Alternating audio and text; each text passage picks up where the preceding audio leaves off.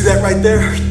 That's where the point you gotta get in your relationship with God. You gotta get the point where you want God as bad as you wanna breathe. You want Him more than you want anything else in this life. More than you wanna sin. More than you wanna fall short and fornicate and commit adultery and smoke weed and drink drinks and go to the club. You gotta get to the point where you're so on fire and you're sold out for God. No matter what, that fire is just burning up inside of you and it's rising up higher and higher and it's consuming you and you feel it in your bones. And you can't let the devil take it away. He's gonna try to come and he's gonna try to stomp it out with peer pressure and problems and tests and trials and giants and mountains. But you got that fire burning so strong and you're feeding that fire every day by praying and fasting, and you won't let the devil put it out. You got to get to the point where that fire is so strong and you want the things of God so bad that nothing can stop you, nothing can hinder you, and you won't sell out. And when people get around you, they feel the heat. They might not think God is real, but they can't deny the heat. They can't deny the fire. They can't deny the flame that they see in you. You got to get to the point in God where you want Him so bad. You want the things of God so bad in your life. You want them as bad as you want to breathe. You want to preach as bad as you want to breathe. You want to be used as bad as you want to breathe. See, Marcus, why are you so fired up for God? Why are you so fired up? Because I was in the world. You got to get to the point where you realize the devil has nothing to offer you, nothing to offer you at all. I went to the club. I slept with the women.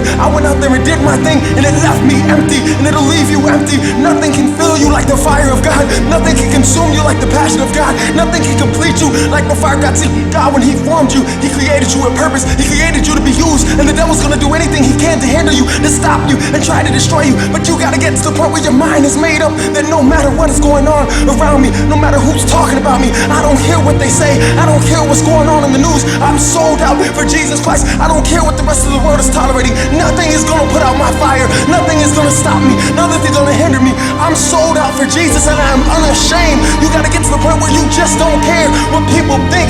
You just gotta keep your mind on God. See, David, he was anointed to be king, but before he could ever become king, before he could ever fight the giant, he had to be out in the field meditating on God, getting stronger, building up the fire. And you need to build up your fire. And no matter what you don't let the devil put out your fire. It is time for saints to be on fire for God. You need to want the things of God better than you want to breathe.